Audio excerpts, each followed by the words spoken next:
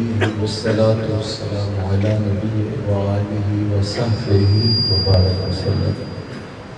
حمد و صلات کے بعد معزز محتشم سامعین حاضرین، آج کی محبت رسول کانفرنس میں مجھے اور آپ کو حاضری کا شرف اور موقع نصیب ہو رہا ہے۔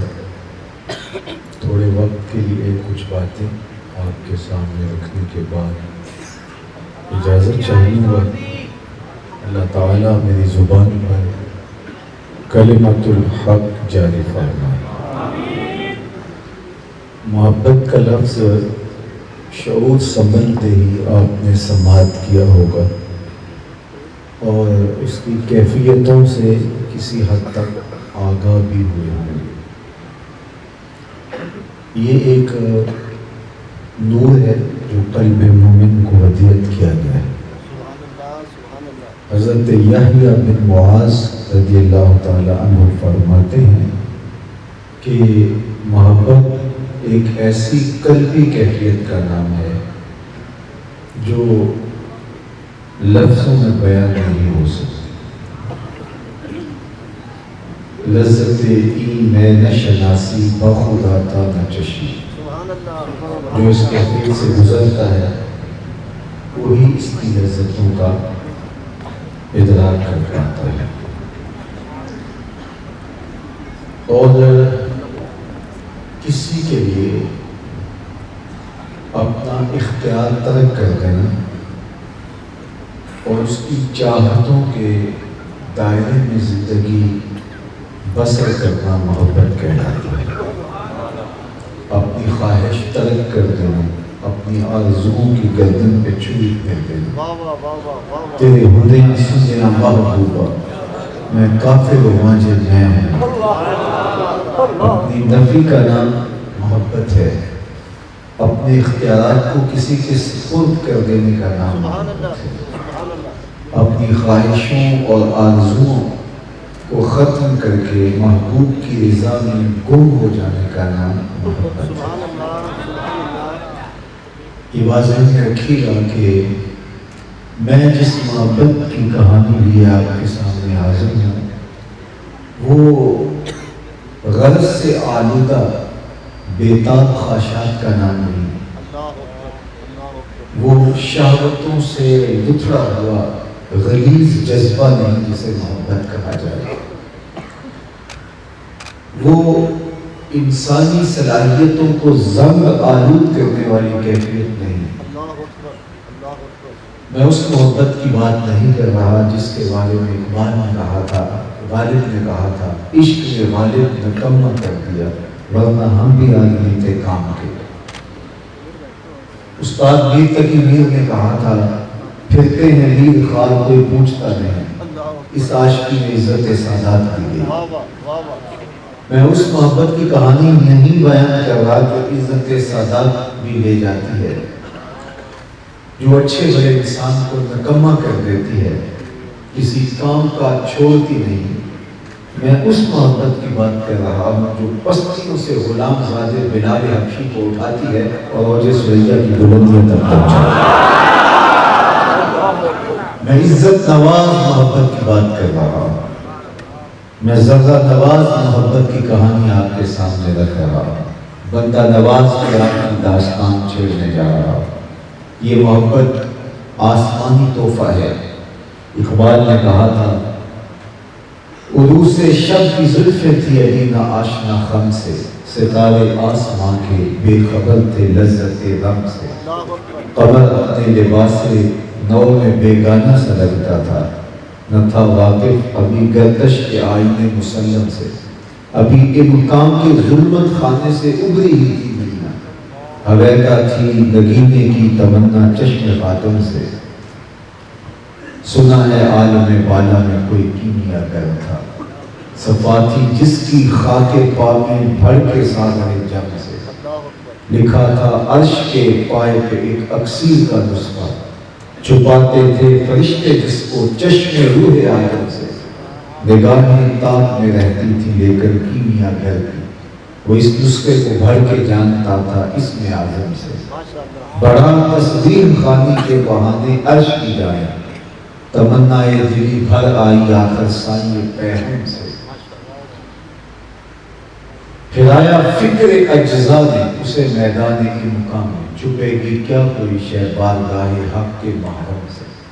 اب اس کے اجزا دیکھیے، چمک بجلی سے مانگی چاند سے داغ جگر پایا، چمک بجلی سے مانگی چاند سے داغ جگر پایا، حرارت لی نفس آئے مسیح ابن مریم سے، ذرا سی پھر ربوبیت سے شان بے نیازی لی، ملک سے عاجزی افتادگی تقدیر شبنم سے، پھر ان اجزاء کو بھولا چشمہ حیوان کے پانی میں، مرکب نے محبت نام پایا عرش اعظم سے، محبت نے یہ پانی پہ رس کیے نوخیز پر چھڑکا، گلا کھولی ہنر نے اس کے گویا کار عالم سے، ہوئی جنبش ایام زرزوں نے لطف خواب کو چھوڑا، گلے ملنے لگے اٹھ اٹھ کے اپنے اپنے ہمدم سے، خرام ناز پایا آفتابوں نے ستاروں نے، چٹک اونچوں نے پائی داغ پائے لالا زار۔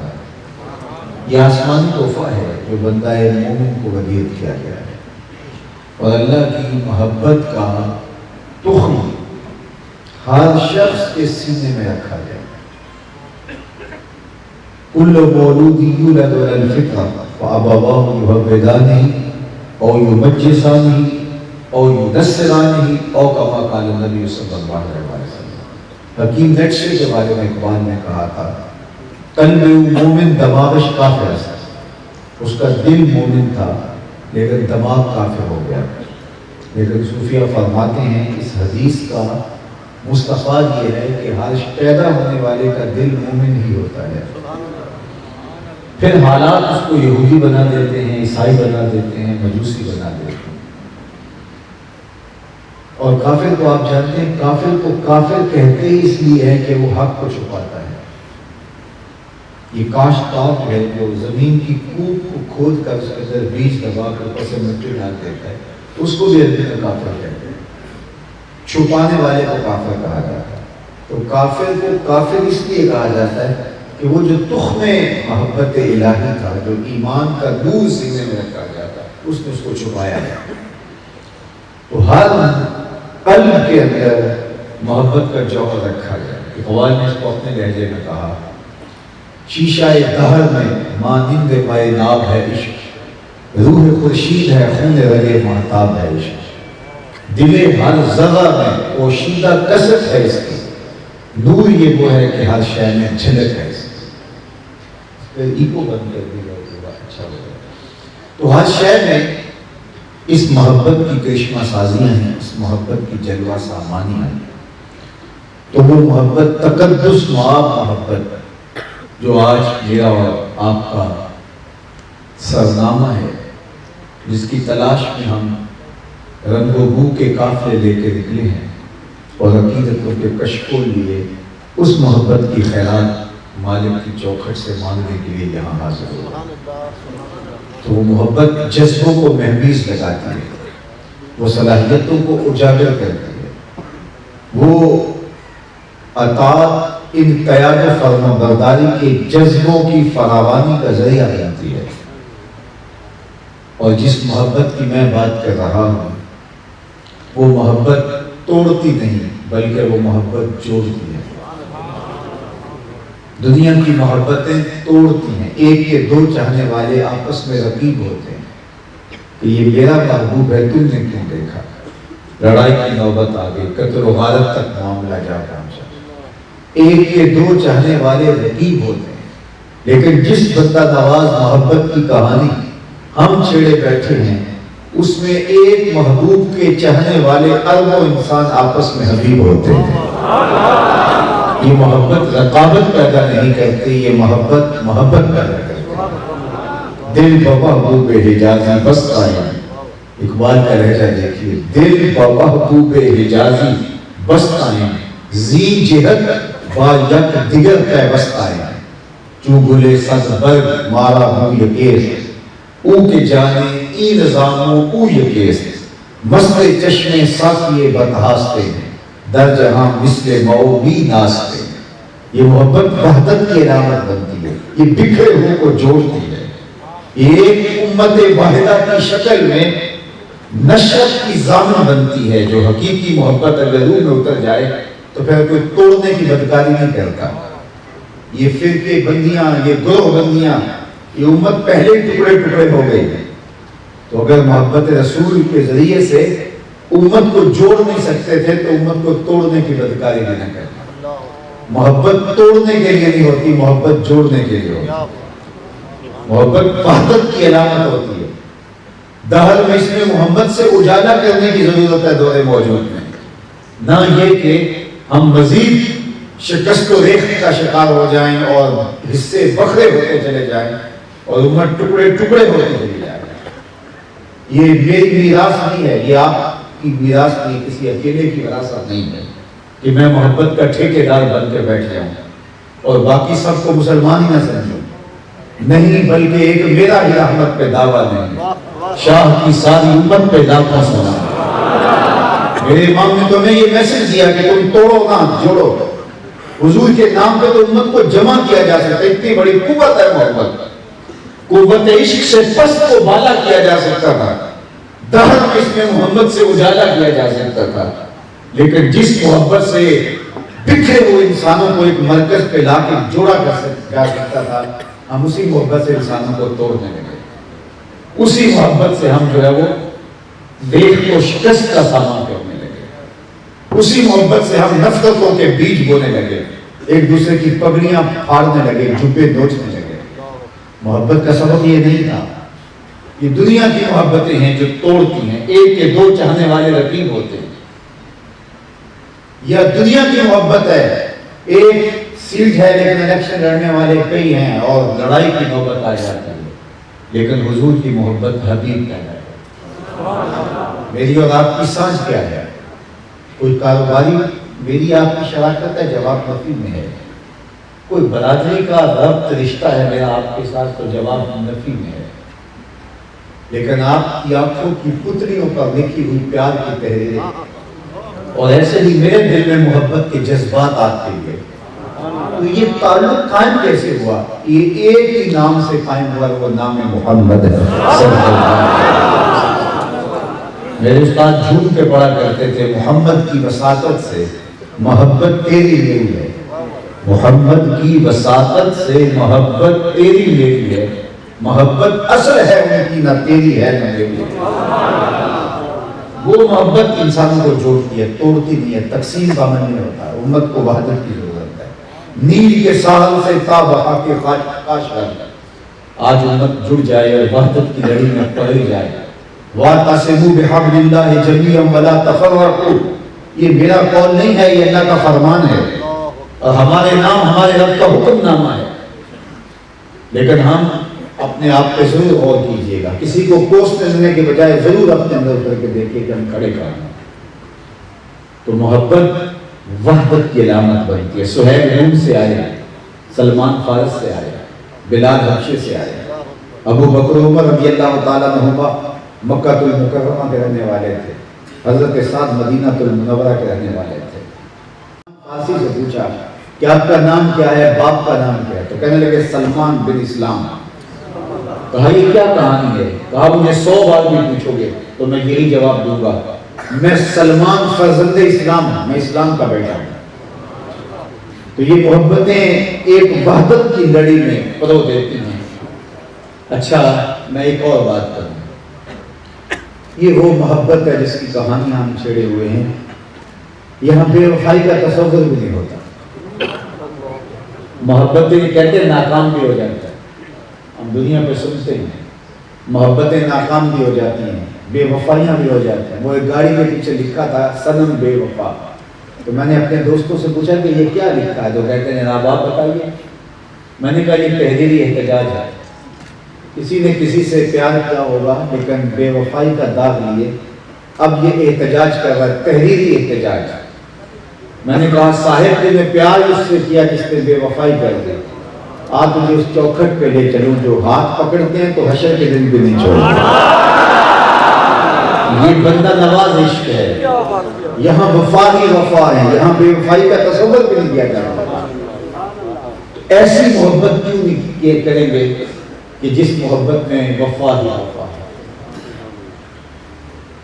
دنیا کے بڑے بڑے تاج پلا, بڑے بڑے شہنشاہ, بڑے بڑے تاجدار, آج ان کا نام بھی بڑھتا ہے. میں آپ سے پوچھتا ہوں, ایک سوال کرتا ہوں, جس زمانے میں میرے حضور تشریف لائے اس زمانے کے خاقان کا نام کیا تھا؟ تو تاریخ کا کوئی طالب علم ہو تو شاید وہ نام مجھے بتا سکے, ورنہ آپ کو کہ ہمیں کیا ضرورت ہے اس کا نام یاد رکھنے کی. اچھا چلو, جس زمانے میں میرے حضور علیہ السلام تشریف لائے تھے اس زمانے کے کیسر کا نام کیا تھا؟ اس دور کی سپر طاقت سلطنت روم, رومن امپائر کا سب سے طاقتور شخص کیسر روم. اس دور کا جو بائیڈن, کوئی پوچھے کہ اس کا نام کیا تھا تو کیسر روم کا نام شاید کوئی 2 4 10 لوگ ہوں جو مجھے بتا سکے, باقی سب معذرت کرے گا. چلو میں پوچھتا ہوں کہ اس زمانے میں کسرا ایران کا نام کیا تھا؟ 3500 سال ایران کے تخت پہ بیٹھ کے حکومت کرنے والا ایک خاندان, اور اس کا دوسری دنیا کی سپر طاقت کا حکمران. تو میں پوچھوں کیسر کا نام کیا تھا؟ آپ کا جواب نفی میں. میں کہوں کسرا کا نام کیا تھا؟ آپ کا جواب نفی میں. میں کہوں خاقان کا نام کیا تھا؟ آپ کا جواب نفی میں. چلو میں پوچھتا ہوں, اور اس مجلس میں موجود سب سے کم عمر بچے سے پوچھتا ہوں, میرے حضور کے مؤذن کا نام کیا تھا؟ تو وہ سر اٹھا کے بلال حبشی کا نام لے کر کے نہیں جائے. یار سپر طاقتوں کے شہنشاہوں کے نام زمانہ بھول گیا, لیکن میرے حضور کے مؤذن کا نام آج بھی پڑھتا ہوں. اقبال تڑپ کے بولا, اقبال یہ کس کے عشق کا فیضان ہے؟ رومی فنا ہوا حبشی کو دوام ہے, رومی فنا ہوا حبشی کو دوام ہے. تو یہ ذرا نواز عشق ہے, یہ پستی سے اٹھا کے اور سریا کی بلندیوں تک پہنچا دے. اچھا, محبت وہ نہیں ہے جو ہم اپنی خواہش سے کریں گے, محبت وہ ہے جو شریعت کا مطلوب ہوگی, مقتضائے شریعت کے مطابق محبت ہوگی تو قابل قبول ہوگی. لیکن میں اپنی خواہش کے مطابق اپنی ٹرمز میں محبت کرنے لگ جاؤں تو وہ قابل قبول نہیں ہوگی. دیکھا جائے گا اللہ کا رسول ہم سے کیسے محبت مانگتا ہے, دیکھنا یہ ہے کہ ہمارا رب ہم سے کیسے محبت کا مطالبہ کرتا ہے. تو وہ ایسی محبت کا ہم سے مطالبہ کرتے ہیں جس کا مقتضا اطاعت ہے, فرما برداری. بندہ جس کی محبت کا دم بھرتا ہے اس کی بات بھی مانتا ہے. ایک بات میں آپ کو 100 بار کہوں اور آپ اس کی پرواہ نہ کریں اور زبان سے 1000 مرتبہ کہیں کہ میں آپ سے محبت کرتا ہوں, تو کیا یہ محبت تسلیم شدہ ہوگی؟ بلکہ محبت کا تو تقاضا یہ ہے کہ محبوب کہے نہ کہے, جو محب ہوتا ہے وہ محبوب کی منشا کو بھی جان رہا ہوتا ہے. جو سری واضح دو ٹوک حکم ہے وہ حکم تو ہر صورت پورا کرنا ہی کرنا ہے چاہے جان چلی جائے, لیکن محبوب کی صرف منشا معلوم ہو تو محب اس منشا پر بھی اپنا سب کچھ نچھاور کرنے کے لیے تیار ہو جاتا ہے. یہ تقاضا ہے محبت. آئیے میں آپ کو ایک کہانی سناتا ہوں. آقا کریم علیہ السلام مدینہ المنورہ کی ایک گلی سے گزرتے ہیں تو ایک مکان بن رہا تھا جس طرز تعمیر کو حضور پسند نہیں کرتے تھے. گزرتے گزرتے اتنا پوچھا یہ مکان کس کا ہے؟ لوگوں نے بتایا فلاں انصاری کا. حضور گزر گئے, کچھ نہیں کہا. کسی نے جا کے اس انصاری صحابی کو بتایا حضور تیرے گھر کے پاس سے گزرے تھے, تیرے مکان کو دیکھا تھا, چہرے پہ پسندیدگی کے آثار حویدہ نہیں ہوئے, شاید حضور نے پسند نہیں کیا. انہوں نے کدال لیا اور اس مکان کو زمین بوس کر دیا. 2-4 دن کے بعد دوبارہ گزران ہوا تو دیکھا ملبے کا ڈھیر پڑا ہوا. فرمایا اسے بلایا گیا, کہا گزرا تھا تیرا مکان دیکھا تھا, آج ملبے کا ڈھیر دیکھ رہا ہوں, کیا ہوا؟ عرض کی حضور میں نے گرا دیا. فرمایا کیوں؟ عرض کی سنا تھا آپ کو پسند ہے, سنا تھا آپ کو پسند ہے. میں اور آپ سر سے لے کر پاؤں تک دیکھیں ہمارا کیا کیا حضور کو پسند ہے. عقیقے سے لے کے ولیمے تک دیکھیں ہمارا کیا کیا حضور کو پسند ہے. کاروبار سے لے کے انداز سیاست تک دیکھیں ہمارا کیا کیا حضور کو پسند ہے.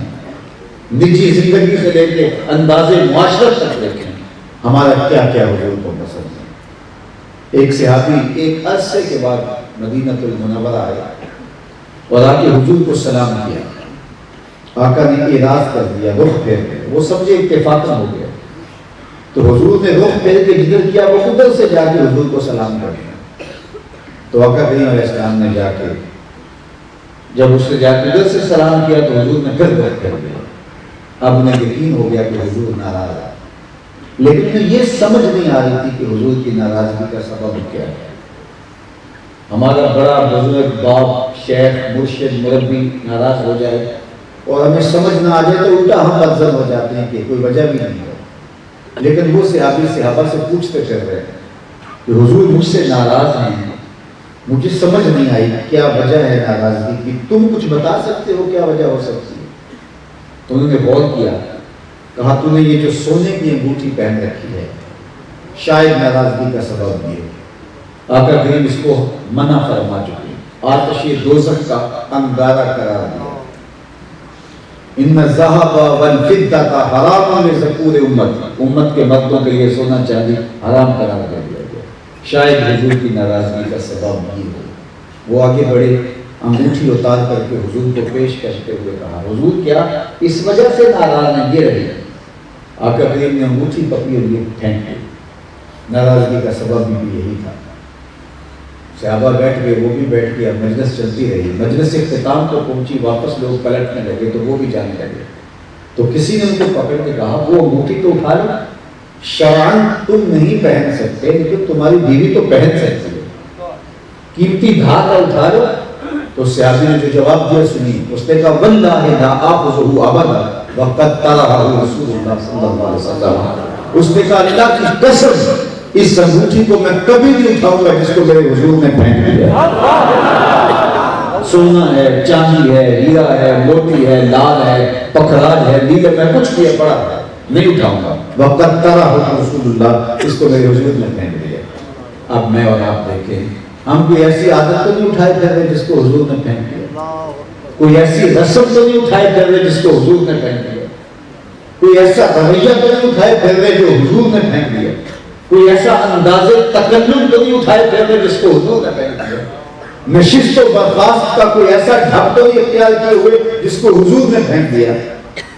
میں اور آپ اپنے اوپر غور کریں، اگر ہم محبت کرتے ہیں تو محبت متقاضی ہے اس بات کی کہ جس چیز کو محبوب نے پھینک دیا اس کو پھر پھینک دیا، اس کی طرف پھر آنکھ بھی اٹھا کر نہیں دیکھیں گے، تو یہ محبت تقاضا کرتی ہے۔ ہم اپنی خواہش کے مطابق محبت نہ کریں کہ جو ہم چاہیں اس طرح سے محبت کریں، بلکہ اللہ کا رسول جیسے ہم سے محبت کا مطالبہ کرے، وہ محبت مقبول ہے، اور اس محبت کے مطابق زندگی گزارنا چاہیے۔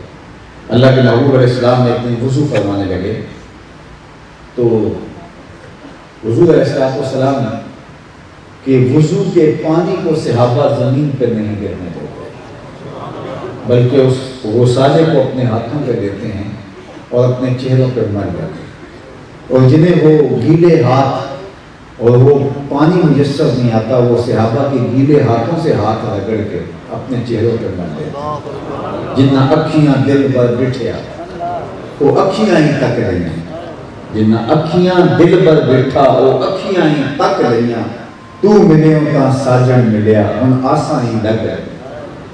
حضور نے جب صحابہ کے اس عمل کو دیکھا تو کہا ما حملکم علی ھذا، تمہیں اس بات پر کس نے ابھارا؟ یعنی میں تو حکم نہیں دیا کہ تم میرے وضو کے پانی کو زمین پر نہ گرنے دو، نہ قرآن نے کہا کہ ایمان والو نبی کے وضو کے پانی کو زمین پر گرنے نہیں دینا، قرآن نے بھی حکم نہیں دیا، میں نے بھی تمہیں اس کی تاکید نہیں کی، اور تم اس کے باوجود یہ عمل کر رہے ہو۔ ما حملکم علی ھذا، تم اس بات پر کس نے ابھارا ہے؟ تو صحابہ نے جواب دیا، سنی قالوا حب اللہ و رسولہ، انہوں نے کہا اللہ اس کے رسول کی محبت نے ہمیں اس بات پر ابھارا۔ حضور نے نفی نہیں کی، ان کے اس پیار کو قبول کیا، انہیں اجازت دی۔ پہلے بھی ہوتا رہا، اب بھی ہوا، بعد بھی ہوتا رہا، بلکہ ایک زمانے میں ایسا ہوا کہ حضور نے اتنے پٹ سے لگوائے اور ایک لگن میں حضور کا خون جمع کر دیا گیا۔ ایک صحابی سے کہا جاؤ اس کو ایسی جگہ بہاؤ جہاں کسی کے قدم نہ پڑے۔ وہ گئے اور ایک پتھر کی اوٹ پر بیٹھ کے نوش جان کر لیا۔ جب واپس پلٹے تو حضور نے فرمایا، ٹھکانے لگا، ایک عرض کی حضور ایسی جگہ جہاں کسی قدم نہیں جا سکتے۔ تو حضور مسکرائے اور فرمایا لعلک شربت، شاید تم پی آیا۔ اس نے کہا جی حضور۔ تو آقا کریم نے فرمایا یا غلام قد حررت نفسک من النار، اے بیٹے تم نے اپنے آپ کو آتش دوزخ سے بچا لیا۔ پھر ان کی محبت کا رنگ تھا، وہ حضور کے وضو کے پانی کو زمین پر نہیں گرنے دے۔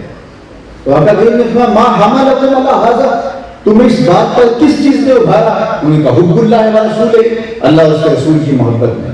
تو آقا کریم نے اس کی نفی نہیں کی، لیکن ساتھ ارشاد فرمایا جو شخص یہ چاہے کہ اللہ اور اس کے رسول سے محبت کرے اور اللہ اور اس کا رسول اس سے محبت کرے، اس کو 3 کام کرنے چاہیے۔ پہلی چیز فَلْيَصْدُقْ حَدِيثَهُ إِذَا حَدَّثَ، جب بھی وہ بات کرے تو سچی بات کرے۔ اگر تم مجھ سے دعوی محبت کرتے ہو تو پھر میں تمہیں تاکید کرتا ہوں کہ پھر میرا غلام ہو اور میرا محب ہو وہ جھوٹ بولے، یہ نہیں ہو سکتا۔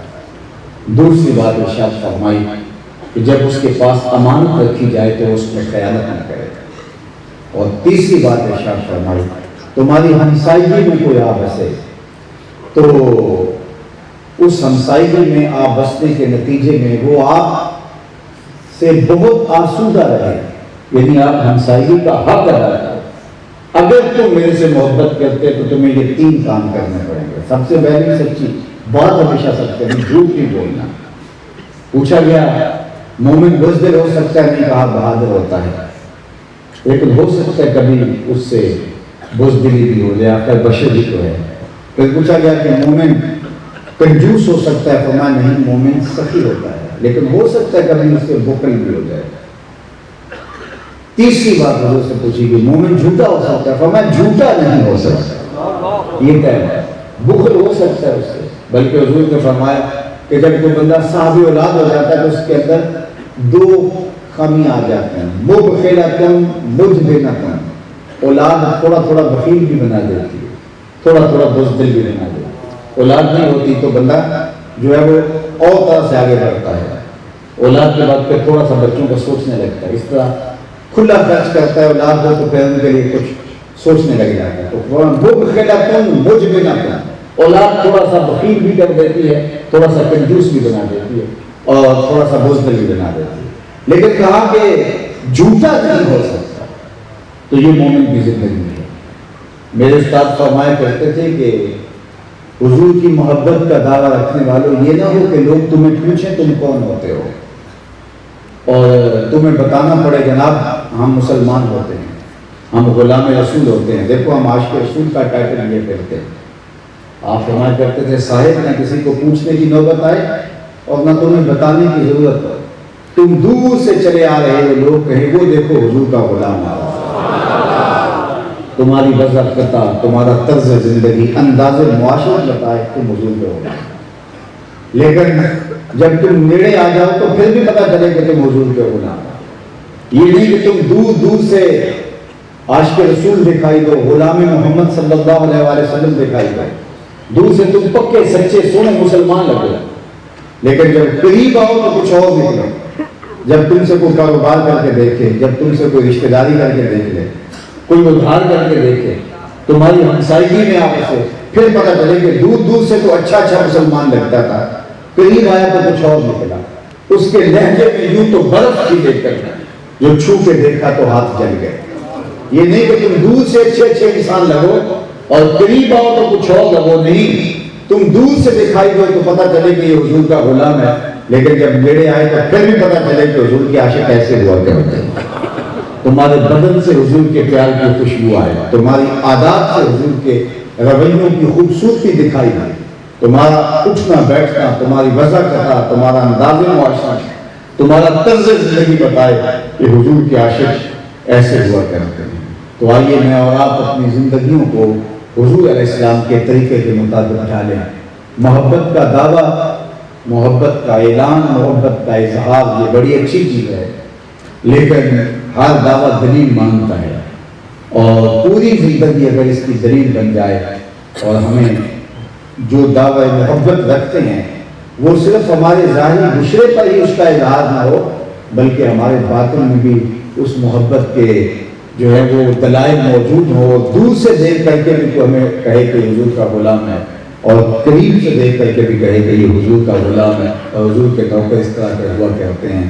تو آئیے میں اور آپ آج کی محبت رسول کانفرنس کے اندر یہ عزم کر کے اٹھیں کہ ہماری ساری زندگی حضور کے نام پہ گزرے گی، اور حضور کا لایا ہوا نظام شریعت اور حضور کا طریق، بالخصوص حضور سے جو 3 باتیں ہیں ارشاد فرمائی کہ جو کوئی چاہتا ہے کہ وہ اللہ اس کے رسول سے پیار کرے، اللہ اس کا رسول اس سے پیار کرے، اس کو 3 کام کرنے ہوں گے۔ کبھی جھوٹ نہیں بولے گا، دوسری بات امانت میں کبھی خیانت نہیں کرے گا، اور تیسری بات کہ اپنی ہمسائیگی کے حقوق کا پورا خیال رکھے گا۔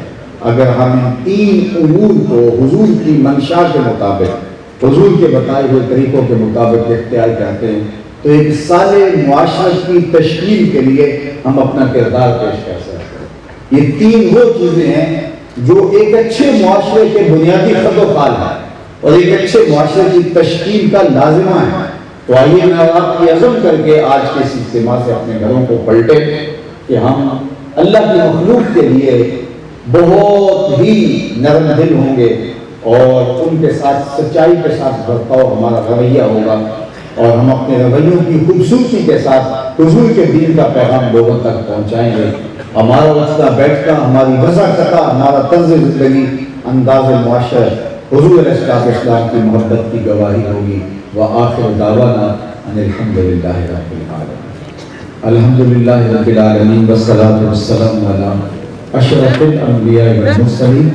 اللہ اٹھو ہاتھ پھیلی رجوعیاں رحمتوں سے بھر، وقت کی بہاریں نصیب فرما، مقدر کی خزائیں رخصت کر دے، جیئیں تو تیرے لیے، مرے تو تیرے دین کے لیے، اور زندگی کی آخری ہچکی تک تیرے رسول کے وفادار۔ صلی اللہ تعالی علی النبی الامین وآلہ وصحبہ اجمعین۔ السلام علیکم ورحمۃ اللہ وبرکاتہ۔ میں نے آپ کی زیارت کر دی اور آپ نے مجھے دیکھ لیا، میرا خیال اتنا ہی کافی ہے۔ ویسے